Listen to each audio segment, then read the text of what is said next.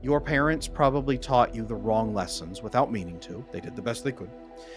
You need to overhaul the way that you connect to other people and do the one thing on this planet that makes you most utterly terrified, which is to learn to open up to people and do your deepest, darkest fears out in the world and expose yourself to hurt and ridicule and rejection and abandonment.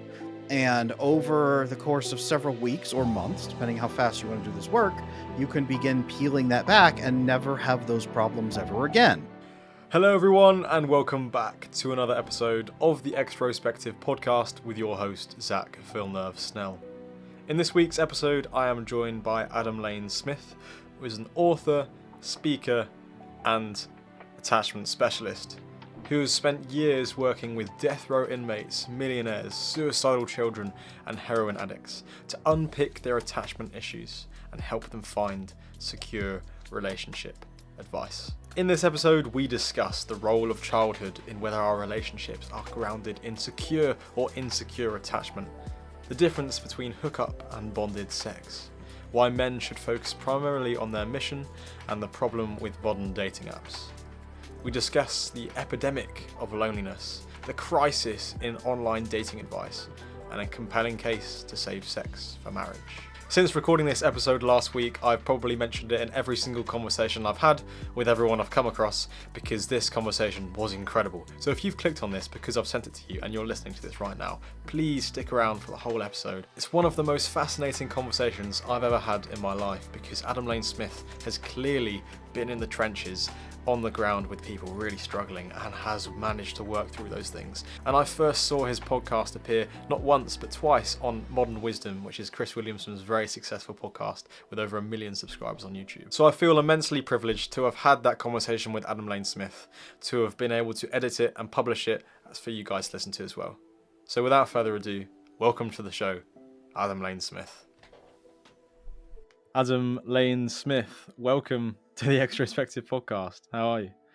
Zach, it is good to be here. Thank you. I'm doing great. It is, well, it was warm outside. I look out my window and there's storm clouds rolling in, but we'll be all right. We'll be all right. How you doing? I'm doing super well, particularly as you were previously a kind of a psychotherapist and you're in the field of psychology. And of course, if the listeners haven't already gathered by now, that's something I'm wanting to go into.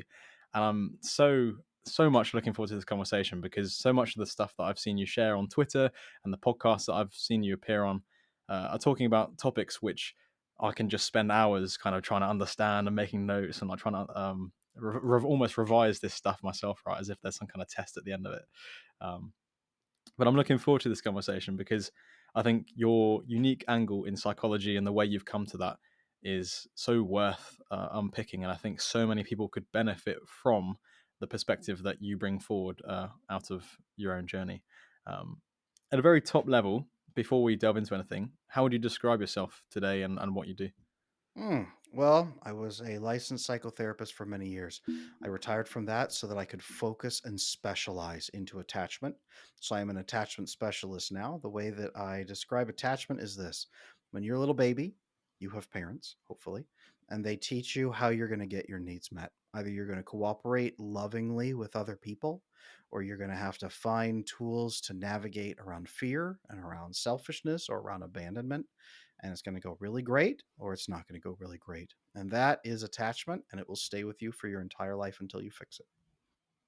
So that's a universal experience then for children, and then however they attach then carries through into adulthood. That's absolutely it. You learn to get your needs met before you can even talk, and that covers your adult relationships, your dating, your marriage, your friendships, everything rolls right in. It's interesting because actually last night at the time of recording this, I had a really long drawn out discussion with one of my friends, and we were talking about the fact that children absorb so much of what they see far more than we think. We think, hey, do as I say, not as I do. But actually, if you're not doing what you're saying the child to do, then the child will kind of latch onto that as well, and you've really got to be careful with that. That's right, exactly. That's it. That's it.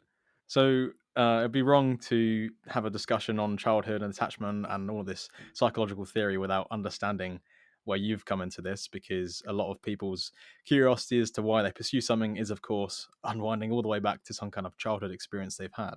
And I'm sure you've answered this on many other podcasts that you've appeared on. But if we could wind back for the context of the listeners today, what were you like as a child? Oh man, what was I like as a child? Anxious, pretty neurotic, pretty needing to earn approval, very, very fearful of abandonment, and very alone. Very alone as a child. That was unfortunately my childhood. And so, what were those early experiences like from the perspective of like how did that manifest when it came to going to school or how you would relate to your parents? So I grew up in an extended family system that had experienced a lot of hurt, a lot of brokenness. I'm not going to sit here and point fingers at anybody and say anybody was good or bad, but just the whole family network on both sides was really struggling to be able to share needs with each other, to care for each other in the right ways, to be sensitive maybe as much as they could. I didn't grow up knowing that we could just ask for things, that we could just talk to people about our fears or our hurts. I didn't grow up knowing that we could make that easy connection with other people and trust other people to take care of us in the moment. Um, Unfortunately, when you get friends, when you try to make friends, then kids go out and they're scared. They try to perform. They try to be interesting. They try to earn perfect grades. They try to be everything everybody wants them to be, but they're also afraid that they can never do that. And that was me. I have to be perfect, but I can never be perfect. So there's always that fear on the inside of what happens when people find out I'm not perfect. I remember that.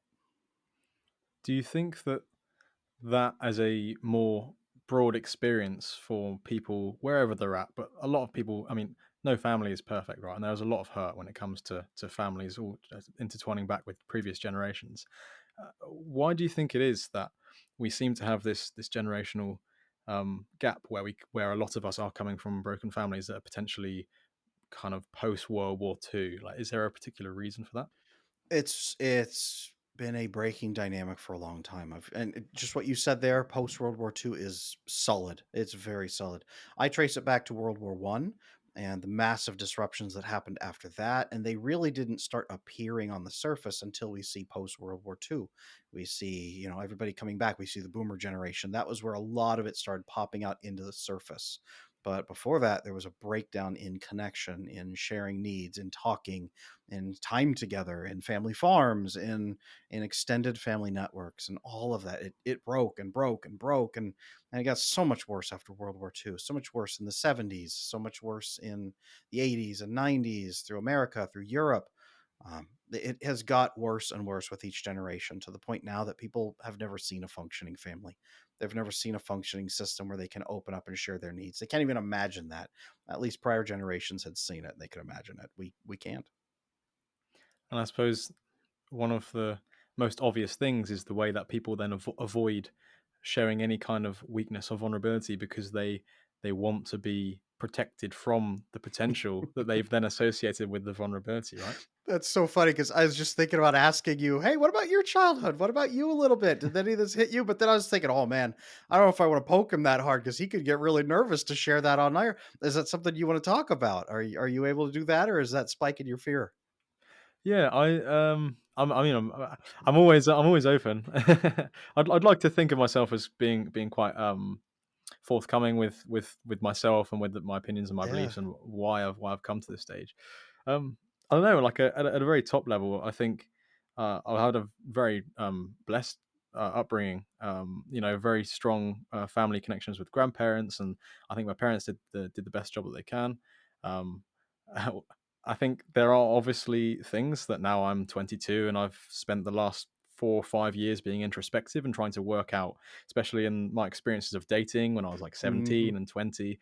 Okay, why There we why did go. this not go okay? And almost to an odd extent, kind of really analyzing myself in the mirror to a point which is kind of nerdy and weird when it comes to relationships. When I was like 18, I was like, why was I like this? Like, why was I? And then all those things that kind of come when you're trying to work things out. Um, but no, I think I'm relatively blessed, but of course, without going too much into the details, I'm sure I will in the future. But um, there were obviously things that I can pick out and I continue to reflect on now as to, okay, how do I want to parent my future kids? Mhm. And then go, okay, I'll take this good stuff that I've experienced, and also the stuff that I don't want to continue to fall down the generational line, such as being more vulnerable in my masculinity. But Right. um, And something you said in there just a moment ago is something I hear in almost every client that I coach through attachment issues. My parents did the best they could. That's probably true. Most parents do the best that they can, and the mistakes they make are the things that they thought at the time were going to be okay, or they didn't know how to stop themselves from doing it. And that right there is exactly how we pass on attachment issues without meaning to. Is our parents didn't know how to get their needs met. They didn't, our parents were beat with a stick, and every time they tried to cry or ask for help, so they learned never ask for help. So if we asked for help, they didn't know how to respond. They just look at us or say, "I don't have time right now."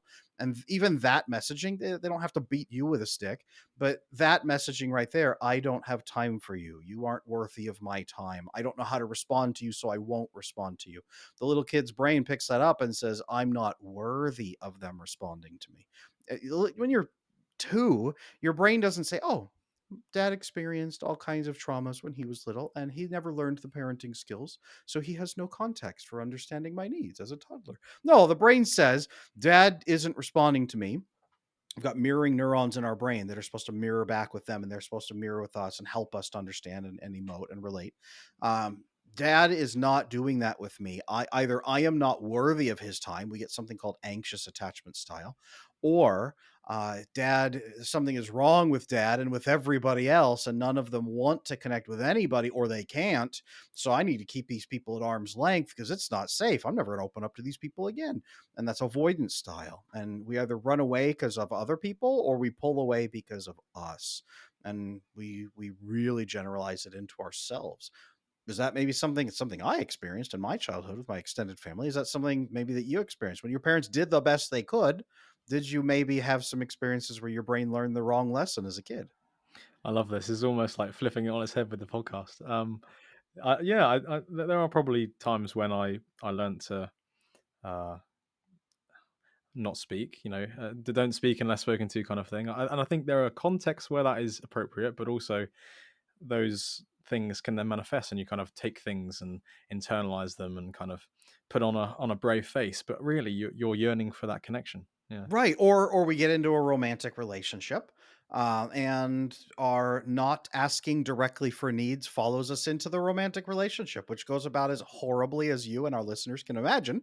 Of I want to spend time with this person, or I want to do this activity with this person, or I need more of this from this person, or I'm afraid this person might be leaving me or wanting to leave. I'm afraid there are secretly problems. I can never ask this person openly ever about any of this. I need to investigate. I need to be secretive. I need to overcompensate with more goodness and being interesting. I need to earn their constant good feelings so that only good feelings will ever exist. It becomes a performance, doesn't it? Is that something you experienced? That's something I experienced in my earliest romantic relationships. Is that something that you did? Um, I'm honestly not sure. I'm trying to reflect, obviously, on the spot now. I don't think so in that particular way. Again, without going into details too much, like the first relationship I was in when I was 17, she struggled quite a lot with an eating disorder, and I almost became the person that, I don't want to over dramatize this, but I almost kept her alive for a number of months because she had absent parents. And again, I don't want to divulge those personal details because, of course, but I felt like I had to step into that role at far too much of a young age and kind of bear that. I don't want to say burden because it never was, but because I there's something about me that almost enjoyed that responsibility of like taking care, but to a toxic extent, right? And that's not the Cool. dynamic that it should It be. made you feel safe. That was your leverage for getting your needs met, because if you did all those things, she Sure. wouldn't leave you, and you were good and you were worthy of love. And then if you needed something, maybe she would be Mm. grateful enough to do it. Or if you had to ask, then at least it wasn't a massive burden or Yes. debt because you'd already paid in advance, right? Yes.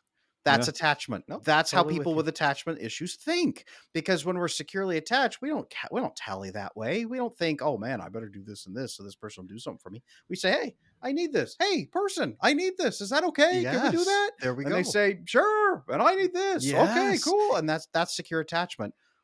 This is not. You and me, there we go. Same wavelength. But Yeah. that's exactly what we've got to find in ourselves and fix so that we can proactively go to that person and say, hey, I wouldn't normally have this conversation with you, but I have a concern or a need. Can we talk about that and test that? That's it. What you're doing right there, that is attachment. You're examining that already, which is wonderful. And so again, flipping this back onto you and to your upbringing.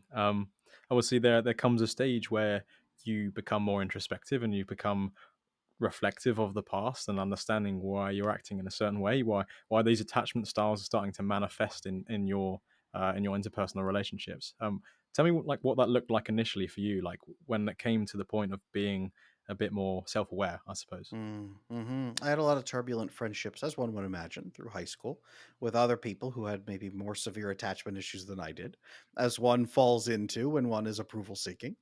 Um, I started seeing those patterns with other people, and it occurred to me, thank goodness, that it wasn't normal. It wasn't right. That if it didn't feel good, if it was pain, we have pain receptors because it's supposed to alert us when something is in a non-optimal format for us, when something's dangerous to us. So if you're in pain, you don't just say, "Well, I guess it's just always painful." You say, "Wow, there must be a state where there isn't pain. What is that? What would that look like? What would a healthy relationship look like? What would healthy needs sharing look like? What would healthy personal self image look like? What would healthy family and friendship and romance look like?" So I said, I will discover this. I have to, and I have to build it in myself. So at least I am doing things that I am proud of instead of things I don't like. So I set about doing that, and I accidentally sort of fixed my own attachment. I didn't know the words attachment. I didn't know what that was, but I made myself live in such a way that started creating more secure attachment in myself. And once I did that, it was like night and day. Life was so much different. The stress was gone, performing was gone, overthinking was gone. All of those things that made me miserable before, they were gone. And so I said, I need to help other people do this. So my first thought was, I'll become a therapist. I went out and I 6 years in schooling to get a master's degree, focused marriage and family therapy, and then 3 additional years in the field apprenticing under other clinicians, 5 different clinicians with 4 different licensure types. So it's a 9 year training process to become a psychotherapist. Years in the field, and I discovered attachment theory, which is not something they typically teach, at least here in the States or in Canada.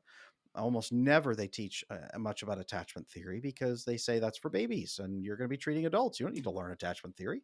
Generally speaking, that's the approach.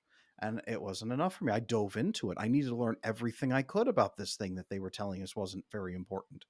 And it was the answer to everything. I wanted to teach everybody in the world about it, and I couldn't where I was in the role that I was doing. And they made me make a choice between stay as a psychotherapist or go broad and coach and teach and become a content creator and have a platform where I can help other people. I made that choice. Here I am. I specialize in attachment now, which is something most therapists don't even know about, which is, well, we'll change that. It reminds me of a conversation I had with a friend of mine. Actually, his name is Ben, and he is building a well-being app to be sold to UK schools to measure the well-being of those children, because it's been a new, like a UK government initiative that is just as important as attainment, like grades, right? Um, and one of the things that he said as he's been on this journey post uni, like only for like a year or two, is that it seems so obvious that childhood is the blueprint for how you then transform. And of course, there is neuroplasticity. You can evolve and like relearn things. Obviously, that's otherwise you wouldn't have a job. Yeah, that's um, the point. Yeah. yeah, but it's crazy to me that you have to have that realization of like childhood affecting adulthood, and that in a field such as psychology, which should appreciate that more than others, this theory of attachment is, at least as you describe as it's taught, is more focused on babies, and then they don't make that link, or at least teach it in that way, that actually that is the attachment style that then you have through to adulthood. Why do you think that is? Why most people don't make that connection? Why it isn't taught that like, as in, why do you think it's taken yourself to start making that a thing? Yeah, and I've had people ask me that, and some people say, "Well, it's because it won't make you money, so they suppress it so that no one will hear about it." Well, no, I mean it does fix the problems. It does decrease often the need for medication. It would take money out of the pockets of pharmaceutical. I don't think that it's malicious. Um, I think that most people want a fast fix. Most people want a fast answer. How do I get rid of my teenager's depression? Well, here is some medication, and they can go to talk therapy and just feel heard. and then you can hug them more, and that will do it. Well, no, it won't. What's the reason that they got depression in the first place? Well, we're not really sure. Most teens seem to get depressed, and we just take that as a fact that teens will get crushingly suicidally depressed. And that's just what it is. So just accept that teens want to kill themselves. Well, maybe there's a deeper answer. Well, it's harder to say. Your parents probably taught you the wrong lessons without meaning to. They did the best they could. You need to overhaul the way that you connect to other people and do the one thing on this planet that makes you most utterly terrified, which is to learn to open up to people and do your deepest, darkest fears out in the world and expose yourself to hurt and ridicule and rejection and abandonment. And over the course of several weeks or months, depending how fast you want to do this work, you can begin peeling that back and never have those problems ever again. Or you can take this medication over here that makes it go away really fast. We swear it'll make it all better. We'll have commercials about people being very happy the moment they take this medication, and they sell it to you and all kinds of stuff. It's harder to get somebody to invest in attachment. It's much harder. And if you have avoidant attachment, you don't trust anybody. So when some dude comes on the internet and says, "Hey, if you're just open and honest with everything, everybody will love you." You say, "That is the opposite of my experience. This man is a liar. He is trying to get me." All right, how much are you charging here? Yeah, how much are you charging for this magical unicorn that you're trying to get to, you're trying to sell to me? And they don't trust you. And anxious people, they are very quick to listen to the attachment and say, "Oh, thank goodness it's not just me." But then they say, "I will die if I try to do the things that will fix this. Why are you like, this is the worst fear I've ever known in my life." It is so much easier to retreat and run away. So much easier. And frankly, we don't have diagnoses for adults yet that describe the attachment issues that we're talking about here.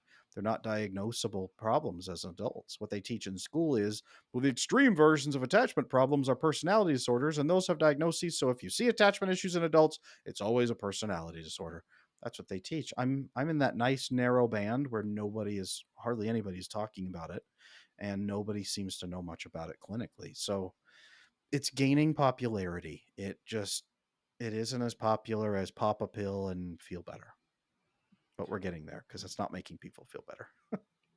And you described that, there are people who are temperamentally more conspiratorial, and they'll be like, oh, it's the system trying to like address the root symptoms. And obviously that might be a small portion of some motivations, right, of some people.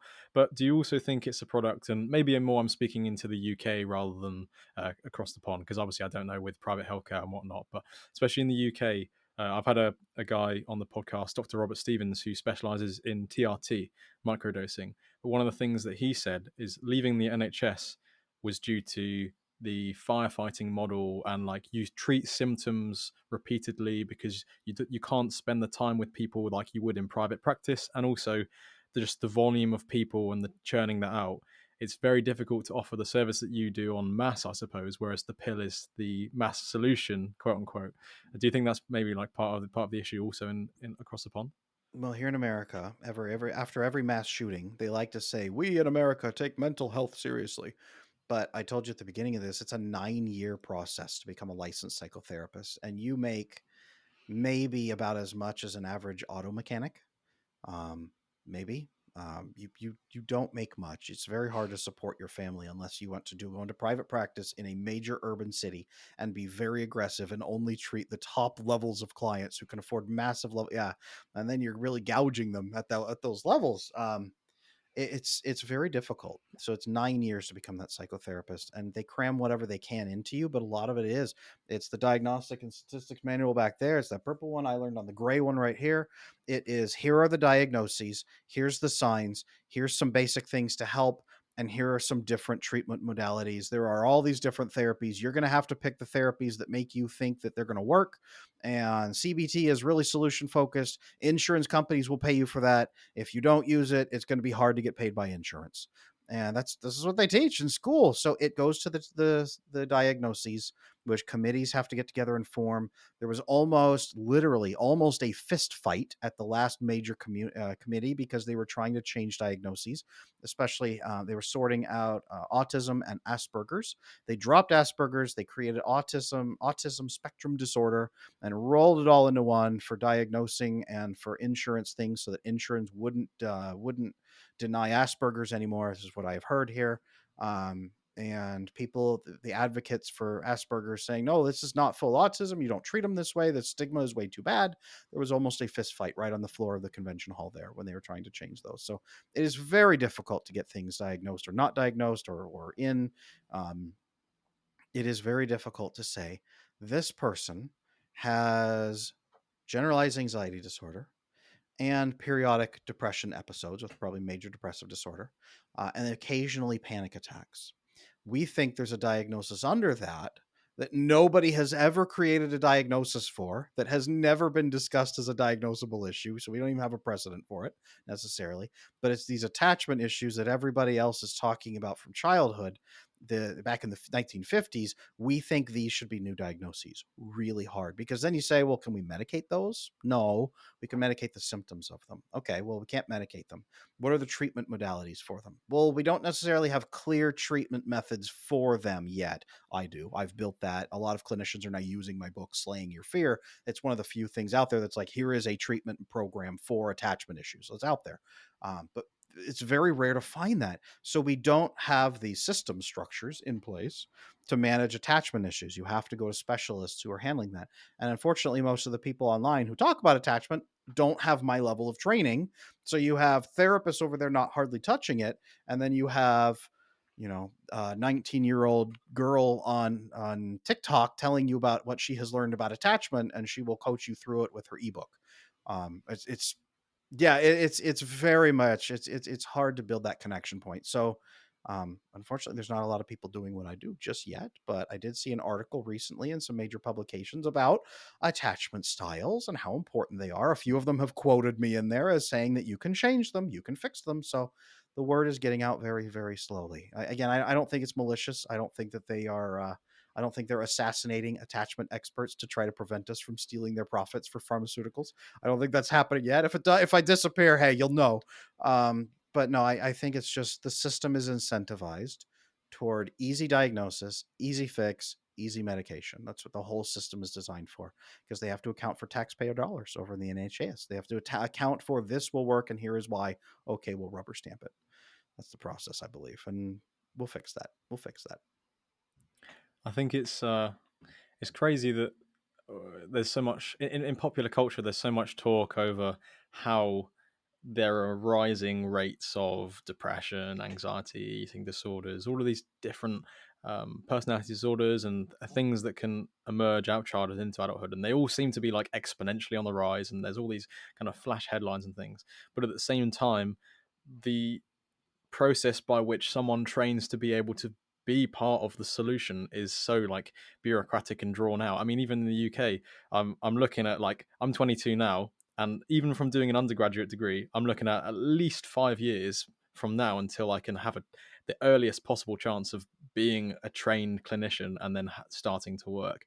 And then, as you say, even then, I think the salary in the UK is somewhere in 45 grand a year, which obviously with like, that's a decent salary, but in today's world that's not enough to like provide for a family. So then you'd need to go private, and it's a really frustrating thing. But at the same time, at least for myself, I've set my sights on it. It's like, okay, it's worth it because of the net benefit I can then be over the course of my lifetime, right? And doing research and whatnot. The accumulated skill stack you're going to get, the next level growth you're going to get, you can move that into the content creation platform process, and really supplement your income with that. But you can do all kinds of things to help people and educate people the world round, as long as they'll let you through your licensing board. That was the thing I brushed up against, was licensing boards are there to protect people from bad providers, but they also unfortunately tend to limit good providers who want to share, because it's there to protect people, and you're going to be limited whether you're good or bad.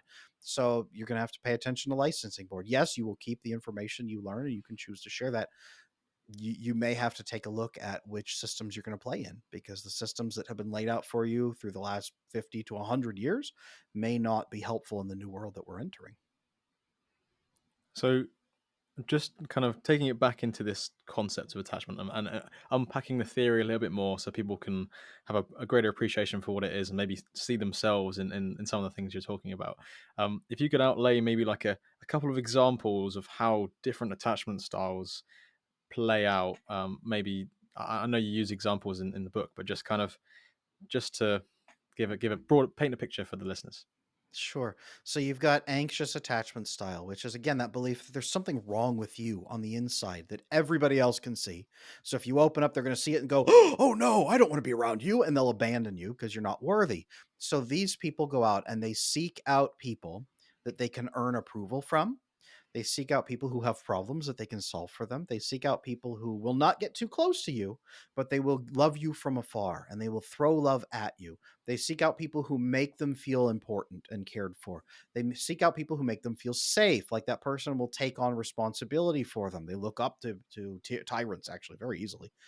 They get manipulated very easily. They will do anything for you, often even into the point of shame.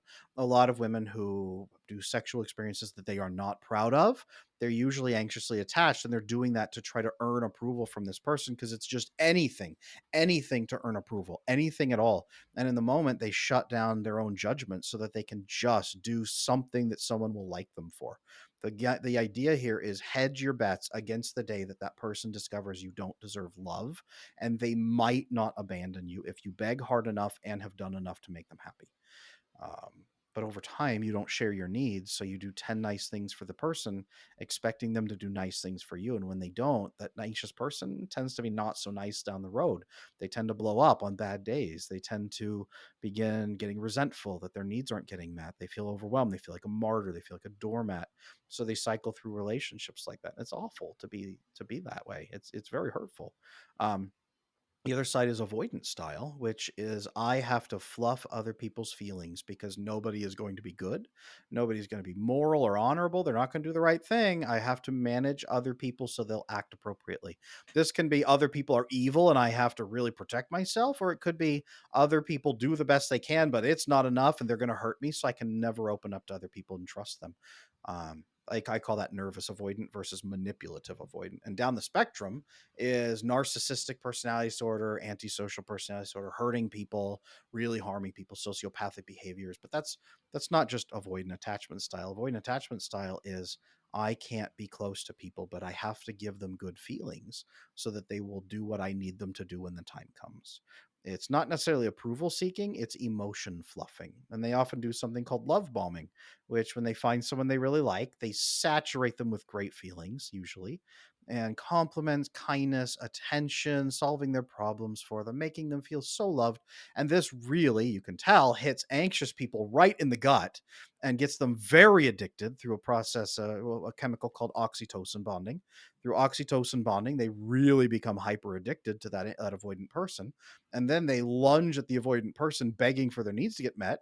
And about 6 months into the relationship, the avoidant person says, "Oh God, what have I done?" And they're running for their life from someone who is leaping at them, trying to grab them and hug them and love them to death.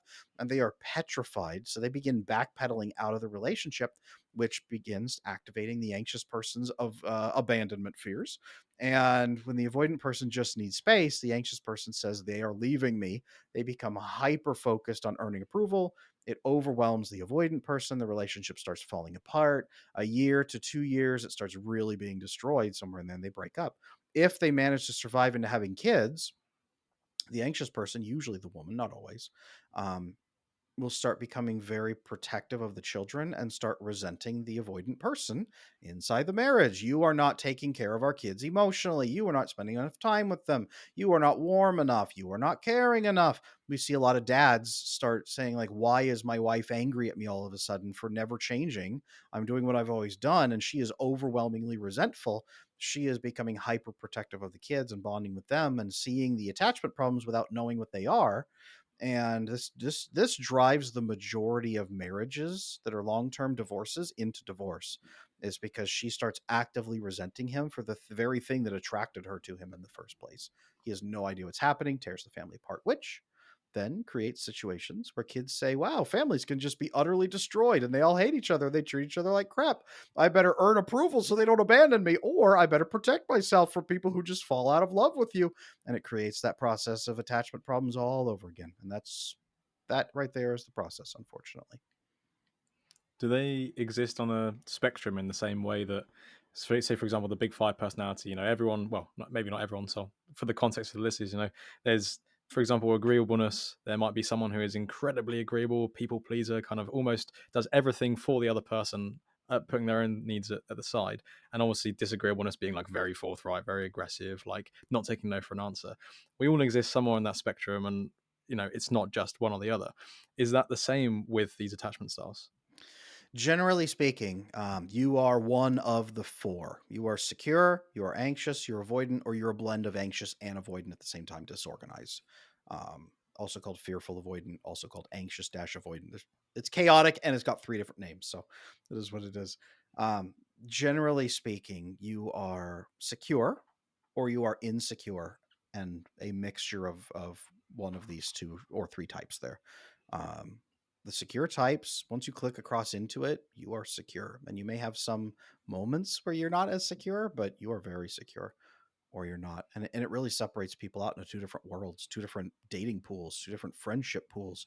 Secure people signaling to each other and understanding each other, and insecure people doing that dance, chasing each other, but both sides being weirded out by the other side and not knowing what the other side's doing. Why are they so open with their needs? Why are they so clear? It's kind of creepy. I don't know whether they're trying to get close to me and hug me.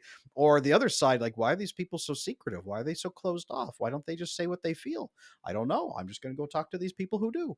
And the two pools completely separate from each other. It's like two different movies playing on the same screen. People in the insecure style will say, there's no secure people in this planet. I've never met one. I've never been friends with one. I've never dated one. And that's because you've selected out from them and they've selected out from you. It really is a have or have not situation. It's the people that say there are no good men left or there are no good women left. And it's like, what's the common denominator amongst all of your interactions? It's you. Every man I've dated is a serial killer. Well, then you have a strange way of picking serial killers. Every woman I've dated tries to take my kidneys out in the middle of the night. Well, you have a strange method for picking those women who harvest kidneys. Yeah, it's not that every woman is a disaster waiting to take you your money from you and hurt you, or that every man is out to sexually assault you. It is exactly that. It is the people that you are drawn to and the people drawn to you that you are signaling to. That's exactly what it is. Yes, What I exactly. find like really interesting from the way you've outlined those attachment styles is, and I won't go too much into like the political like dating realm and what people are saying online, but it very clearly to me then manifests as you have like the extreme wings of like feminism where people are like man hating because they've not had good relationships with men and they're very anxious and whatever, and then on the other end of the spectrum you have like the quote unquote manosphere and like red pill dating advice who do the exact same when it comes to blaming women and saying that all women are this and that. And it's just it's funny to then stem that back to what you've said as actually probably comes down to some kind of way that they were like raised as a child and they didn't see that relationship with their parents and they've just like stubbornly almost like never been like lucky enough to be introspective or like have something confront them, and then if they kind of just tunnel down in that way. Is there any kind of, is there truth in that, do you think, from what Oh, you've yeah. seen? Oh, my word. So I run a private coaching community with group coaching in it. It's called the Attachment Circle. And in there, I have a channel just called Red Pill Detox, where men come in and they started off anxious and earning approval from women. And then they earned approval from really broken women who hurt them. And then they thought back to mom who hurt them and they say, all women are horrible. And then they go to Red Pill that says, yes, all women are horrible. And Red Pill generally teaches all women have borderline personality disorder. You should run screaming from them. But if you want to have sex with them, you have to manage them carefully like a pet, and manage them and make them be insecure. You have to, what they basically are saying is you need to become avoidant. You need to find insecure women and you need to act upon their abandonment fears to get your sexual needs met. This is just how women are and you have to do it. And a lot of guys come into my coaching or my coaching group. And they pop in there and say, "Guys, I've been doing this and I hate it. I feel like scum. I don't want to prey on insecure women. I am just as insecure myself. What do I do?" And yes, we start walking them through. Okay, the answer is not to be avoidant. The answer is to start being more open about what you want and filter for the right people who are going to match that. Don't be afraid of women. Learn to filter the women who are dangerous. Learn to filter the women who are not a good match for you. And then learn to filter the women who are a great match for you. Women come into my private coaching group, same thing of I am terrified of men and I've been burned so badly. What do I do? Okay, here's how you identify good men who actually will love you and want to build a committed relationship, because that's one of the biggest things I hear from men and women. The other side doesn't want commitment and they don't want family and they don't want kids. Both sides are telling me I want it so bad and they don't. Both sides want marriage and family and commitment overwhelmingly. It's just that they're petrified of mentioning it or believing it ever. I've heard you say in other places that if you look at where potential relationships emerged from, I don't know, like 40, 50 years ago, it was majority from family and friends and a minority through schemes and systems, right? Obviously, we didn't have apps back then. And then if you look to now, the majority of people, you mentioned strangers looking for strangers, are turning to apps to kind of meet each other, and far, far less are turning to in person. Do you think that's also because of the attachment style, or do you think that that is breeding more poor attachment styles, like chicken or egg kind of thing? I think it's breeding more attachment styles because yeah, 19 in the 1990s, 1995, 65% of people got their connections through family and friends or dating connections through family and friends, and 12% got their connections through, early internet dating or early dating systems like mail it in and we'll mail it back to you kind of thing. Um, Now it's 12% through family and friends and 65% through apps. And I don't think that's because apps are incredibly good at matching us with the perfect partner. Actually, I think it's sometimes the opposite. They're great at keeping you in the system so you stay a customer. They're great at matching you with somebody fun, and then you're going to come right back to the app. Um, I think that we don't have family and friend connections anymore that we can go to and say, "Hey, do you know somebody? Hey, can you tell me somebody? Hey, is there a good match for me out there? Can people keep their eyes open?" And other people say, "Yeah, I'll do that." And then they do. I think that we don't have many family friend connections much anymore. The research shows, especially the millennial generation, crushingly alone, crushingly, depressingly, like overwhelming despair, loneliness in at least one third of the millennial population. And it's actually worse than that because that's just the like, I wish I was dead loneliness.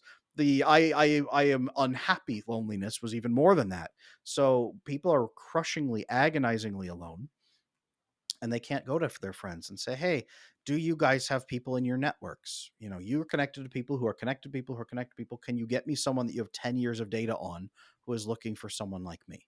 People can't do that anymore. When we rebuild those networks, this is one thing I teach in my coaching. Rebuild your network, start talking with people, use that network to help you find somebody. Within 6 months to a year, people have like the love of their life and they're working toward marriage already once they start rebuilding that. But most men and women don't do that. They say, "Adam, I don't have time to build a friend network. I just want to find the love of my life right now and get married." Probably not going to happen then. You might be one of the outliers that happens for. The humans through all of our history, we made connection through family and friends. All of it. That's what we're made for. Build your network and it almost always happens. The network must come first for quality of life, not even just for dating. I don't think it's a coincidence that what you're describing is just basically just taking us back to a time where we didn't have all of this modern material abundance, because it's something I've spoken about consistently on so many other podcast episodes, whether it's with a nutritionist or someone that specializes in diagnosing low TRT, testosterone, like whatever it is, exercise. It doesn't matter what it is. It seems to be the answer is always looking back as to what people were doing. Obviously not all of the time, because there are obviously came with its negatives, but just looking at what humans are meant to do, and we are meant to be in community with other people, eating whole foods and then running around and using our bodies and doing all of these things in a way which is so suppressed. And I mean, I'm sat here inside in comfort with screens talking to you across like the other side of the world, which is like incredible. But that also means I'm not talking to you in person, having that interaction. And there's going to be trickle down effects from doing making all of your life being artificial. Let's think about this really quick. Homo sapiens, just Homo sapiens. If we're not even go back to Cro-Magnon or anything, Homo sapiens have been on this planet an estimated 200,000 to 300,000 years. We were hunter gatherers for most of that. We had the Neolithic Revolution about 12,000 years ago, where we realized if we eat fruits with seeds in it and poop, then we come back later to where we pooped. Hey, the tree has grown. Oh, we can plant seeds on purpose. And we learned that 12,000 years ago. We haven't even adapted for that yet, to be honest with you. We are still the hunter gatherer creation and the mindset. We're just learning to settle down with what surplus means. We kill each other for surplus. We create militaries and police to stop other people from stealing our surplus. We don't even know how to deal with surplus. People who get too much money, their kids use it and die. They use the money to do destructive things that kill them. We don't even know how to deal with surplus from 12,000 years ago yet. We haven't even evolved for that.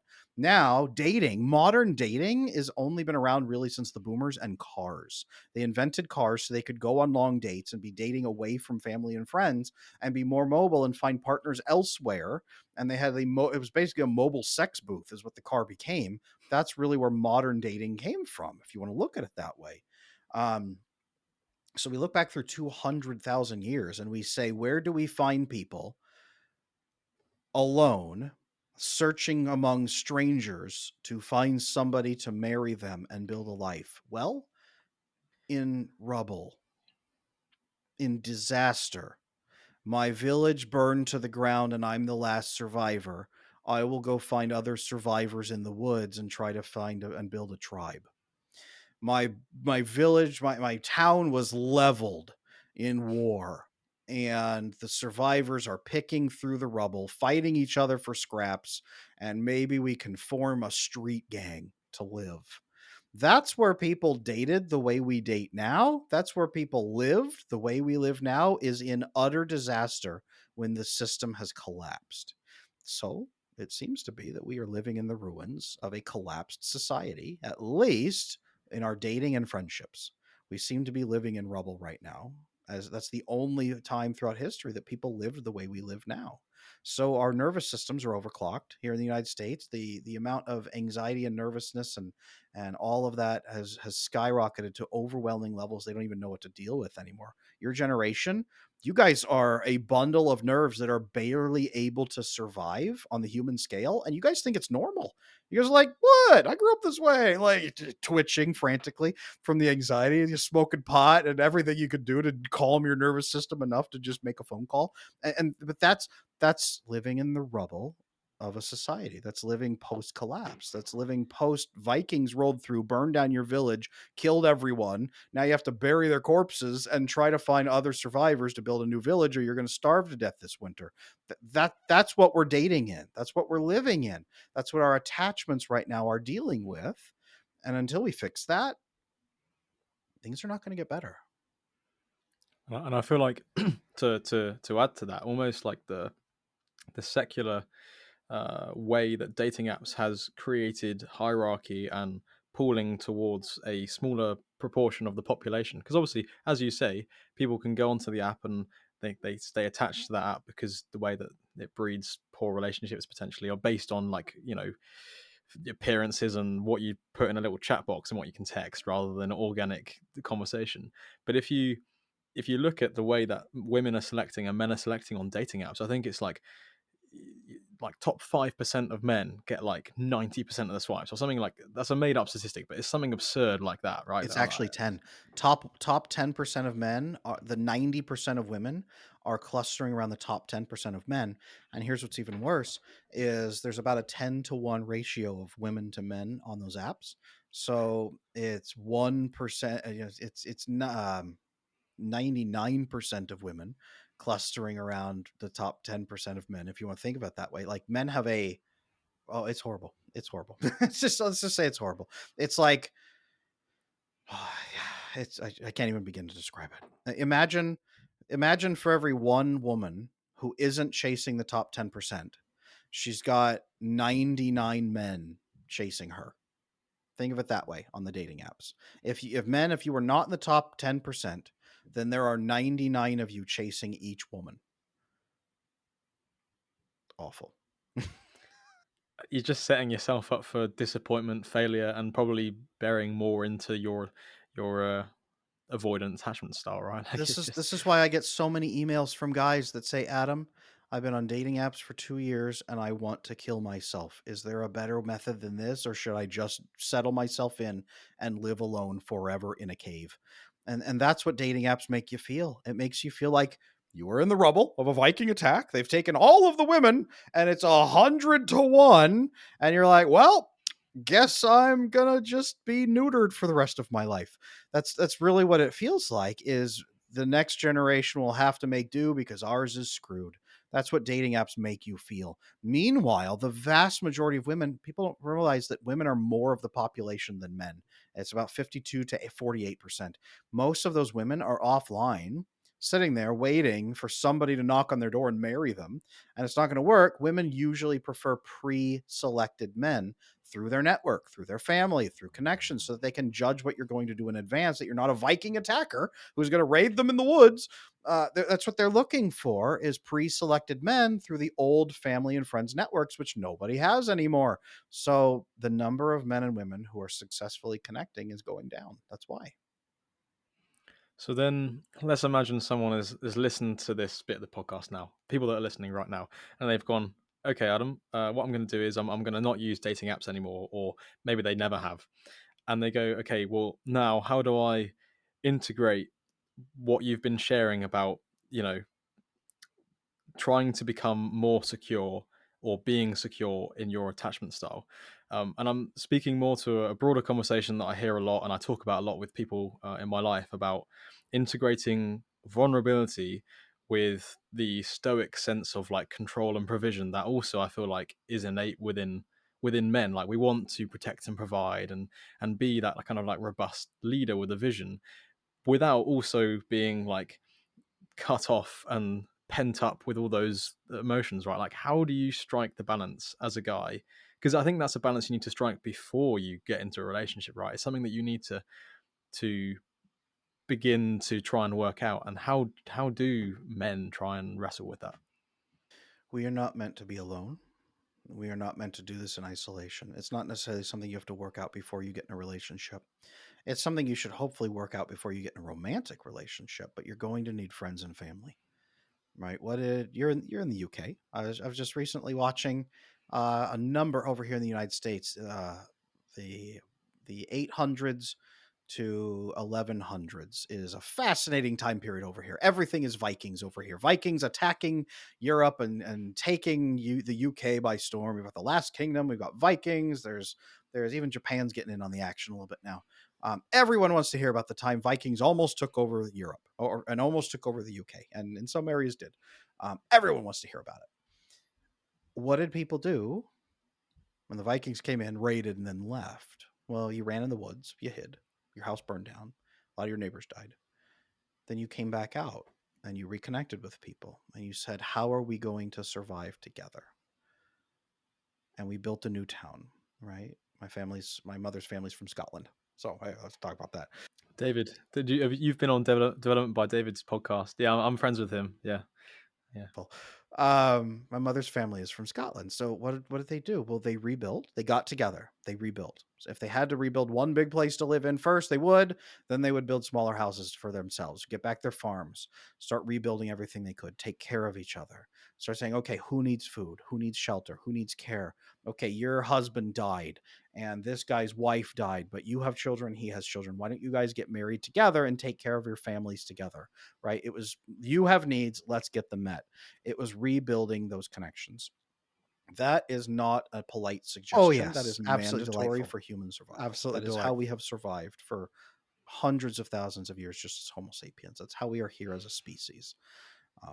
That's you and me having this podcast. That instinct drives you and me to be on a podcast talking about this and then helping other people and building networks.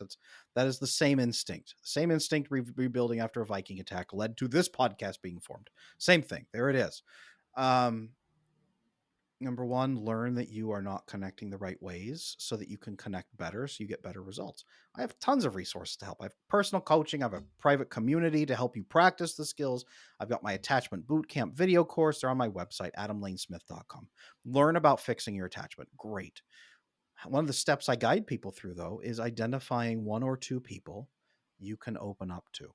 People that say, "Hey, I'm also a survivor in the ruins and I don't like it."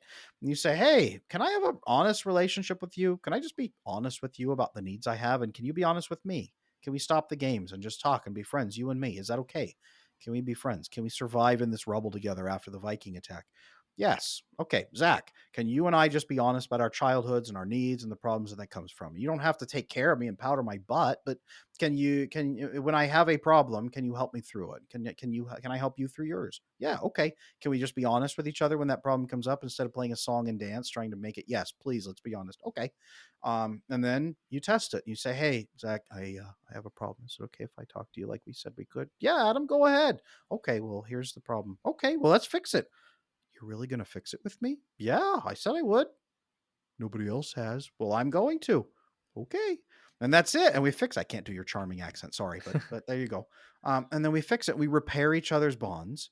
And through those experiences, we learn, wow, other people really mean it and they do want to connect with me and they are capable of love and I deserve love. We will rebuild.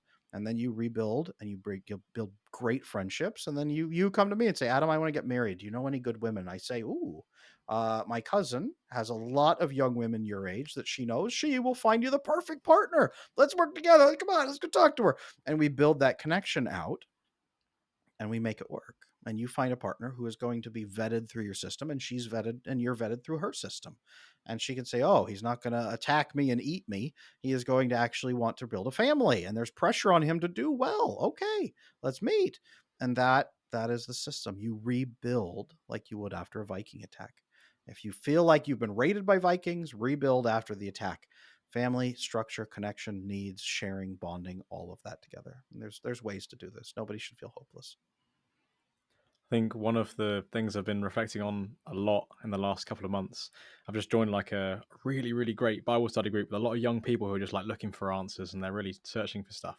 And it's interesting because one of the consistent themes that's come up is that um, the enemy kind of attacks in isolation, right? Like it's something a consistent theme where if someone is isolated, they are then in their own head. They're at risk of going down a path they don't want to. They spiral away, and then obviously then they're not able to be vulnerable with, first of all, friends and build that connection. And then once you have that connection, of course, as you've described through that network, there'll be people that they know from the past or that they've had heard good things, and people can kind of link up with each other. And I think that's certainly my experience as well of church as an institution which actually is encouraging a lot of the stuff that you're sharing when it comes to community and getting to know people like organically in person. This kind of segues a little bit onto one of the things I wanted to talk about, which is definitely something that I talk about a lot with my non-Christian friends because it's one of the things that people always think about as a young guy. This whole Christian thing is the fact that as a Christian, I'm not having sex before marriage, right? And just to quote one of your tweets that I saw, is you said that some people actually believe that you have to have sex with someone before you marry them to make sure it's good sex, as if sexual behavior is innate and not cultivated through deep communication of sharing needs. These people want physical intimacy without emotional intimacy. Now, I wondered in your work and in your expert opinion where it lies with where sex is properly placed when it comes to the modern world with hookup culture versus long-term relationships versus like waiting all the way until marriage. Well, what I say is this is sex clouds the waters because you get all kind of hormone surges and then you bond with them and then you start justifying smoothing things over or settling for less or not talking about red flags, not dealing with problems because you're already overly bonded to them through sex. So, what I tell people is do all your compatibility testing first. Make sure you're compatible. Have hard conversations. See if you're a good match. See if you both want the same thing. If you want a committed, loving relationship, and the research shows only about 2% of women prefer hookups, whereas 98% of women prefer relationship bonded sex and a full committed relationship. They're just terrified to talk about it because they want to seem like the fun party girl who won't be abandoned that way. She won't be left behind. She's got to compete against the other women for interest and be interesting. Have those talks, build commitment, build a relationship. Once you have that, why not get married? Once you have that, why not get married? People stumble over don't have sex till you get married. Well, okay. Don't have sex till you are sure that this is the right person you want to be bonded to and have a baby with. And once you are sure that this is the right person you want to be bonded to and have a baby with, why not get married? And then seal that marriage with sex. That's what marriage is. People think marriage is some magical, like, oh no, you have to, like, no, like, marriage is the confirmation that this is the person you've selected to build a committed relationship and life with, and to really co-found a family with. So you don't have sex till you're sure that that's your person, and once you're sure that's your person, you bond and have sex. Like, that's what it is. Marriage and sex shouldn't be inseparable. They should be the same thing. Um, we've got that backwards somehow. We've got that backwards. Marriage and sex should be the same. It, why not? Like, do you need to wait 6 years to make sure this is the right person for you? Why? Why don't you have better criteria than that? Would you wait 6 years to co-found a business with somebody? I mean, that's just as damaging if a co-founder screws you over. Do you wait 6 years? Well, I have a great idea and I'm really passionate about it and I really want it. And this person seems like a pretty good fit. Let's wait 6 years before we build the company together. Why? Why would you wait that long? Well, it's fear. It's because marriage is terrifying. Because if you think that being close to somebody is the worst threat on the planet, if you are utterly afraid of being vulnerable to somebody because you are sure everyone will betray you, if you are terrified of being abandoned and think it's inevitable that you'll be found out, and the closer you get, the worse it's going to hurt, if you are certain that everybody will let you down and that love must die, then marriage becomes the most frightening thing on the planet. And then you separate marriage from sex because you still want sex. Hmm. It's like an innate human desire, and the way that as Christians we can conceptualize it, it's like it's like fire. Like it's perfect when it's in the right conditions and it's contained and it can provide life and cook food. Outside of that, it can be so destructive and cause so much emotional hurt, and of course, like you say, it can exacerbate those attachment issues where you feel the desire for sex and then you think that that's going to like please the other person or please yourself in the short term, and you not really know what to do. And I mean, I see it at university. So many people that I know will go out on a night out, and yeah, they might end up sleeping with someone and whatever. And it's like, bro, like, what are you doing? Like, is this going to be a perpetual thing? Like, and you're just trying to chase the next, like, almost high. I mean, I think you mentioned earlier, like the hormones and stuff. It's And we just lump sex. Okay. Well, sex is one giant thing. It's just you have sex, and it's like I ate food. Okay, I would want to eat food before getting married too. I can understand that. Okay, what kind of food do you want to eat? Having that mindless hookup sex is like I will eat 6 chocolate donuts for every meal. Cool. That sounds like you would enjoy it. It'd be fun to eat 6 chocolate donuts in a time until you're almost puking. Cool. That's a lot of sugar. It's going to hack your system and make you think that you're having a fulfilling meal. That's great.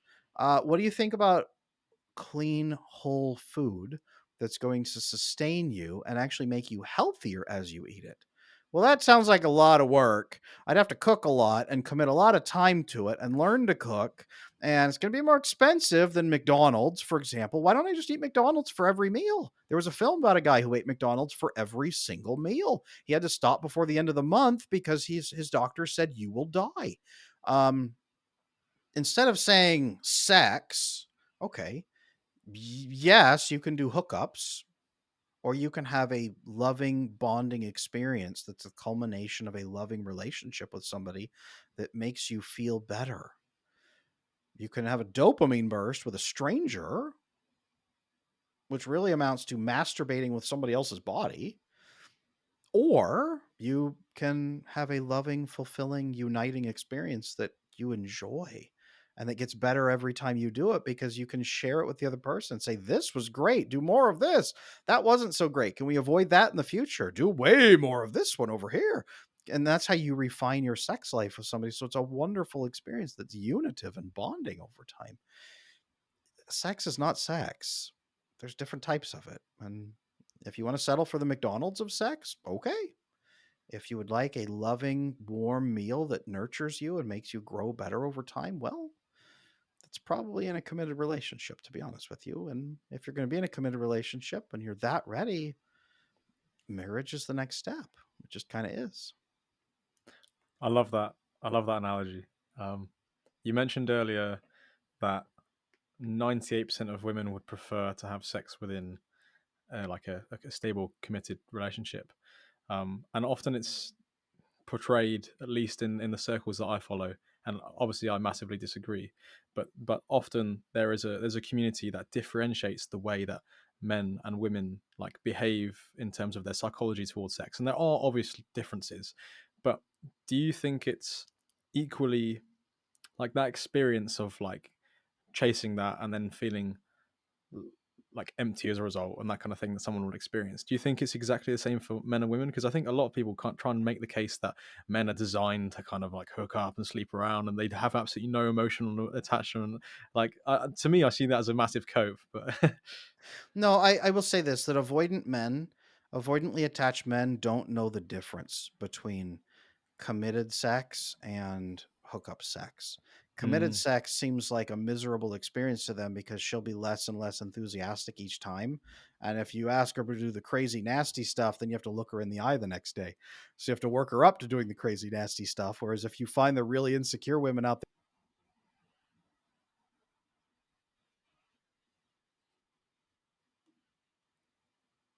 there, less fun for them.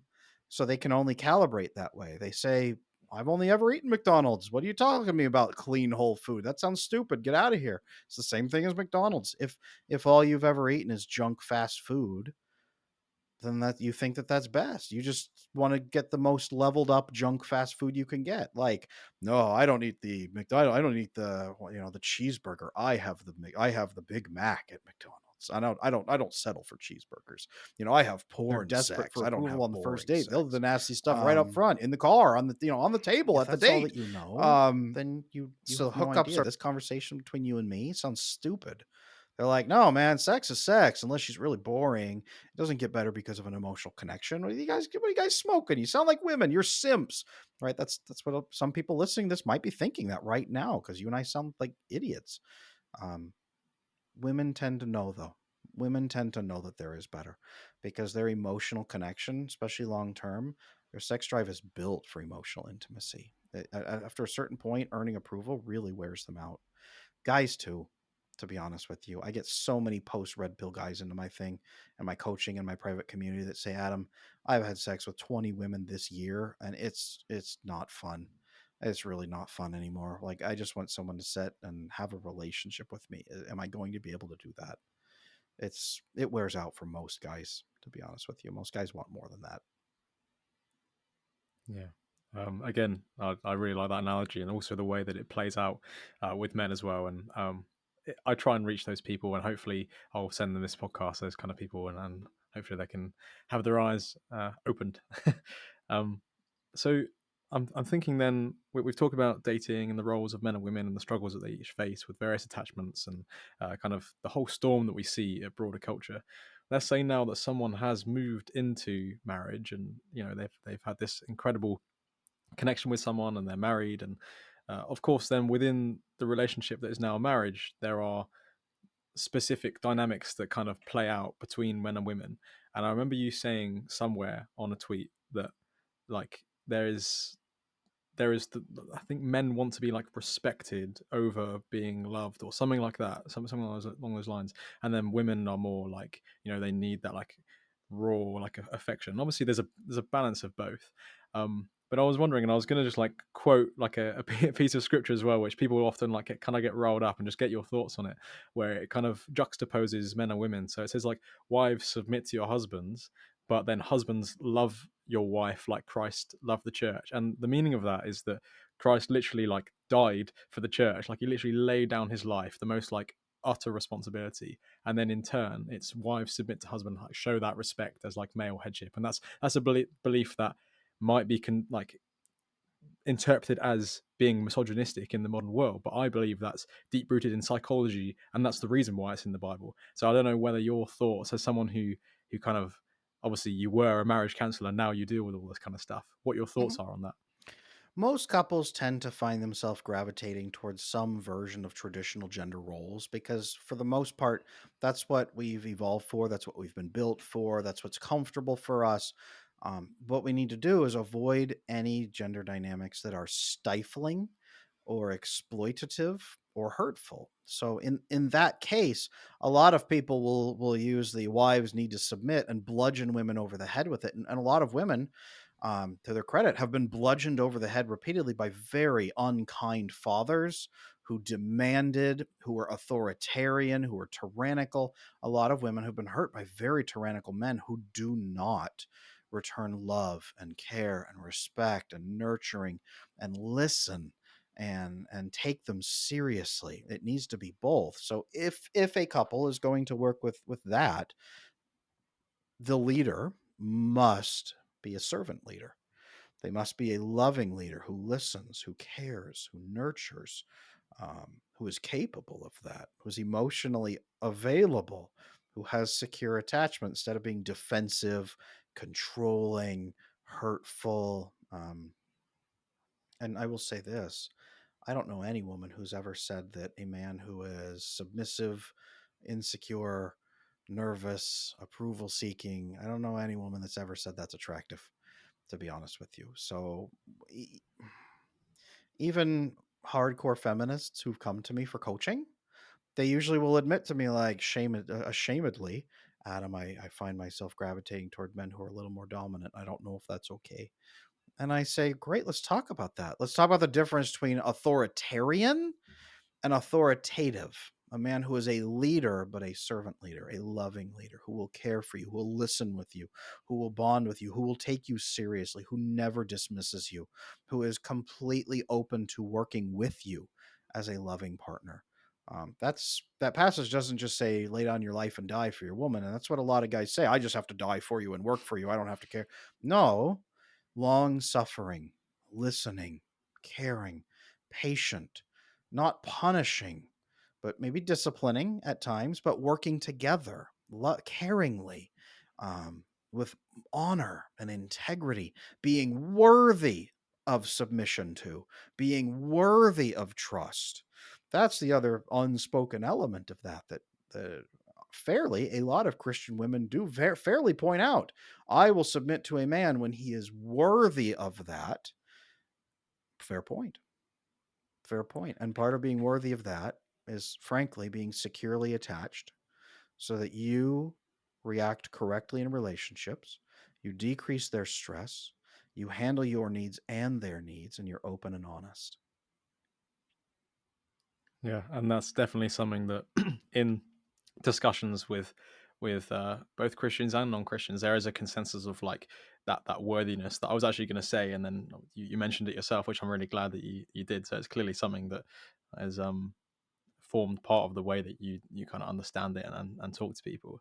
Um, how how is the balance? Because I'm just trying to like work this out. So as the guy, obviously they need to be almost like capable of the bad stuff, but have that bad stuff under control and be good, right? Like that's like the mark of a good man, right?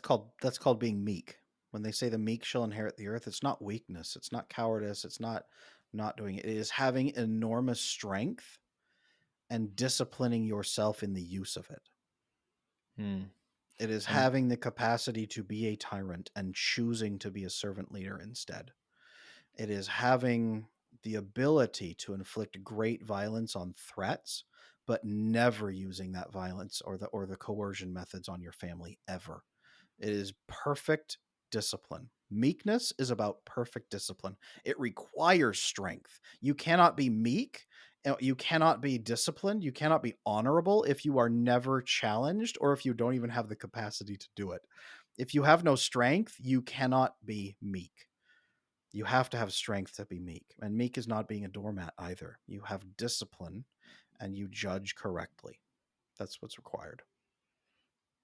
and do you think it's the men that have that power that abuse it, that misuse it, that then it's almost like then from a woman's perspective, if they've experienced that in their life, then they'll obviously categorize. I mean, I only spoke about this earlier, but they'll categorize that any manifestation of those traits as a negative thing. They'll, we have this term toxic masculinity, and again, we won't go too much into that thing, but it's almost something that I see where you we can't demonize the thing that in its good use of it is the thing that sets order and vision in a society and in a family.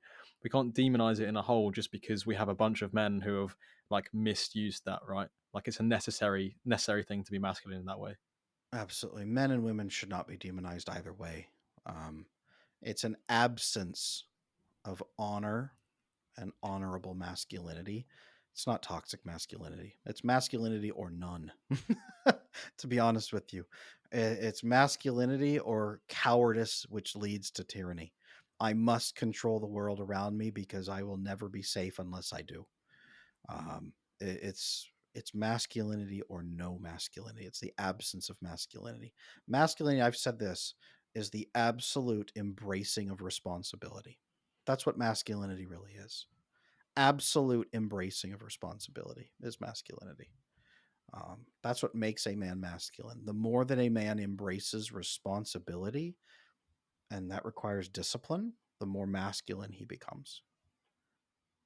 It's like you're not a man until you're responsible for others, because then you're just a boy who is being looked after by others, right? Like in this At the very least, you have to be responsible for yourself.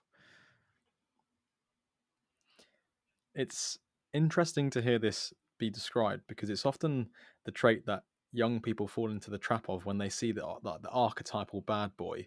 It like shows some of these traits where they seem to be competent and they seem to have these elements of masculinity, and then on the other side of the fence you have the, I don't know if it's an archetype, but the good boy, like oh he's Nice boy. nice, he's the Nice nice guy. guy, and he is none of those things, but he's not capable of those things. And exactly as you've described, it's like okay, and I experienced this growing up. I was definitely far too nice and soft and agreeable as a young boy. Like I just look at pictures of me, it's like okay, how do I converge? And this is the thing that I've been reflecting on a lot in the last 4 years. How do I converge towards I guess essentially being more Christ-like in my view, but coming towards the center and looking across at the bad boy and going, well, there are elements of that which are good if used properly. Like, and what are the steps that people can take to?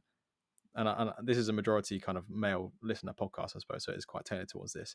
How do you take the steps in, I guess, in your 20s to try and be that kind of masculine ideal of integrating those two things? So, in my book, Slaying Your Fear, I talk about this. Is one of the biggest things that men who don't have secure attachment have is they don't follow their own honor code. They actually violate it to please other people or to stay safe. So, identifying your three core values or principles or virtues that you live to. Mine happen to be honesty at all costs in every way, integrity, always keep your word, and compassion. Always do what is truly best for another person who is in pain.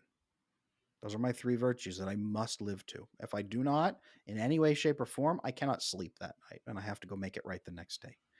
That is an honor code. And men violate those things. They lie, they wiggle out, they hurt somebody by accident, they do all kinds of things in the throes of having broken attachment. Fix your attachment. Find your three virtues that you must live to, and find the life mission you're going to dedicate yourself to that you cannot stop thinking about. When you do those things, you will hunger to move forward and you will have a reason to overcome the pain and fear of fixing your attachment and fixing your relationships, saying no to manipulative people and moving into healthier relationships. Then you will build a life that is worthy of inviting a woman into, and she will want to join you in that life. That is the process of becoming a man and attracting a wife. I couldn't have said it better. That's a. I'm gonna end there because I think that's an incredible way to finish the podcast and leave people chewing on that. Because I think it's something that I've seen so much echoed throughout a lot of the creators, that there is this thing of you've had it labeled as monk mode or just getting on your mission and purpose. Like being a man is like really analyzing that, and I love the way that you've integrated, and it all comes back to that attachment style, like all the way back to that childhood, being introspective, kind of that golden thread quite naturally through that whole conversation, as a young person in general, to like really kind of do the inner work and as a man to be on that mission, and then a kind of as in God's timing, in my view, that will all kind of play out. So, Adam, I really, really appreciate this discussion. It's been so interesting. Not that other podcasts that I've done aren't interesting, but this is something that I think about and talk about a lot with a lot of people. And to have someone that is obviously spent 15, 20 years kind of educating and being in practice and helping people, you clearly really, really know your stuff. And it's been an honor to host you. Thank you. It's been a joy to be here. If people want to get in touch, if people want to kind of look at what you do, or maybe entertain some of the things you provide, where can they do that? Absolutely. So if you're feeling alone and you want support and you want to do group coaching, my Attachment Circle Discord community is available on adamlanesmith.com. That's my website. I am on YouTube as at Adam Lane Smith. I got about 400 videos on there right now. Actually, we just crossed 400, so we got more than that. And I am on Instagram as at Attachment Adam. There's a ton of static information, carousels, reels, everything is on there. And I'll probably be posting some clips from this episode on there once you send them to me and we launch it. So everything's going to go out. Please contact me, send me a DM. Don't be shy. You are not a burden. I would love to help. Fantastic. Thank you.